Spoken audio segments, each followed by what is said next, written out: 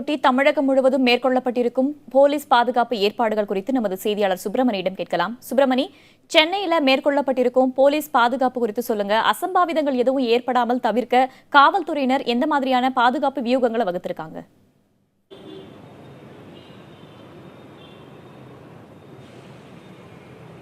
இன்று முழு அடைப்பை ஒட்டி தமிழகம் முழுவதும் 1,00,000 போலீசார் பாதுகாப்பு பணியில் அமர்த்தப்பட்டிருக்கிறார்கள். சென்னையை பொறுத்தவரையில் 15,000 போலீசார் பாதுகாப்பு பணியில் அமர்த்தப்பட்டிருக்கிறார்கள்.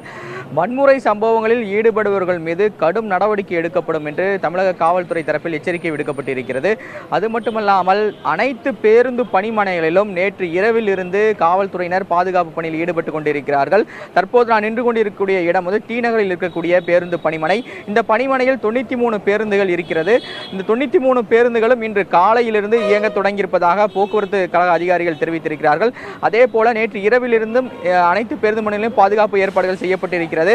பயணிகள் பாதுகாப்பான முறையில் பயணம் செய்வதற்கு காவல்துறையினர் தக்க நடவடிக்கை எடுப்பார்கள் என்று காவல்துறை தரப்பில் தெரிவிக்கப்பட்டிருக்கிறது. அது மட்டுமல்லாமல் தமிழகம் முழுவதும் இருக்கக்கூடிய பொதுத்துறை நிறுவனங்கள், அதே போல தனியார் நிறுவனங்கள், வங்கிகள், மத்திய அரசு அலுவலகங்கள், கர்நாடகத்தை சேர்ந்த நிறுவனங்கள் என அனைத்திற்குமே பாதுகாப்பு உரிய முறையில் வழங்கப்படும் என்று காவல்துறை தரப்பில் தெரிவிக்கப்பட்டிருக்கிறது. அனைத்து இடங்களிலும் காவல்துறையினர் பாதுகாப்பில் அமர்த்தப்பட்டிருக்கிறார்கள்.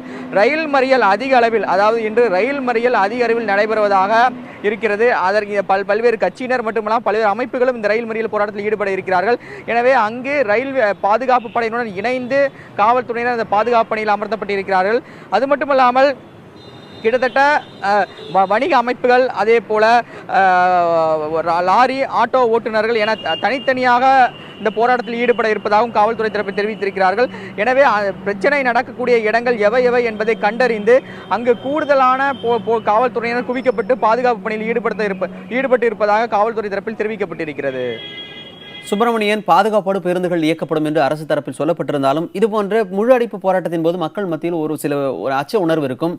வழக்கமான அந்த பேருந்து பயணம் இருக்கிறதா? மக்கள் என்ன சொல்கிறார்கள்?